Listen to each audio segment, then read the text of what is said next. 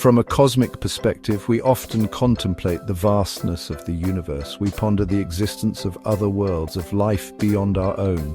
Yet, within the spiritual realm, there exists a concept equally profound and perhaps even more daunting: hell.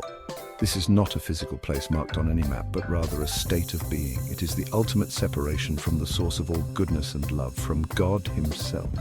Imagine a universe devoid of light, warmth, or life. This desolate emptiness, this cosmic void, mirrors the spiritual state of hell. It represents the complete absence of God's grace, mercy, and love. It is a state of eternal darkness, where those who have rejected God's offer of salvation will reside. The very fabric of hell is woven from the threads of sin and rebellion against the divine. It is the consequence of choosing to live apart from God, of denying His existence and rejecting His sovereignty. While the physical universe operates under laws of physics, the spiritual realm is governed by the eternal laws of God. Just as stars are drawn together by gravity, forming galaxies and clusters, so too are souls drawn to the source of their creation, to God. To resist this pull, to choose darkness over light, is to condemn oneself to the abyss of hell. Jesus, during His time on earth, spoke frequently about the reality of hell. He did not shy away from describing its horrors, not to instill fear, but to warn of its reality.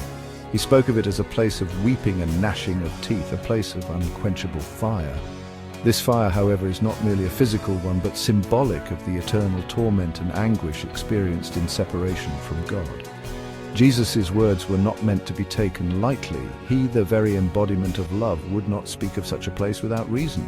Hell, in its essence, was never intended for humanity.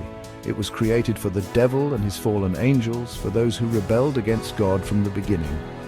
Yet, humanity, through its own choices, can choose to follow the path of rebellion, leading ultimately to this place of eternal suffering. The very act of rejecting God's offer of salvation, of choosing sin and darkness over love and light, is to choose hell. It is a conscious decision, a deliberate turning away from the divine. Jesus' warnings serve as a stark reminder of the gravity of our choices. Every decision we make, every action we take, leads us closer to or further from God. The path to hell, as the saying goes, is paved with good intentions.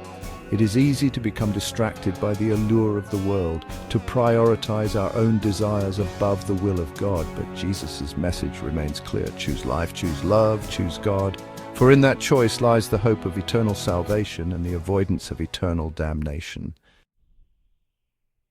In the time of Jesus, there existed a place just outside Jerusalem known as Gehenna.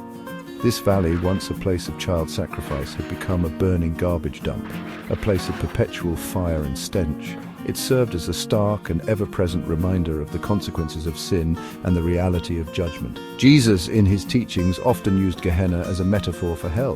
The imagery was powerful and evocative. Just as the fires of Gehenna consumed the refuse of the city, so too would the fires of hell consume those who rejected God's love and mercy.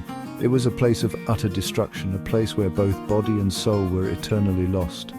The metaphorical significance of Gehenna extends beyond its physical characteristics. It represents the ultimate separation from God, the complete and utter annihilation of all that is good, pure, and holy.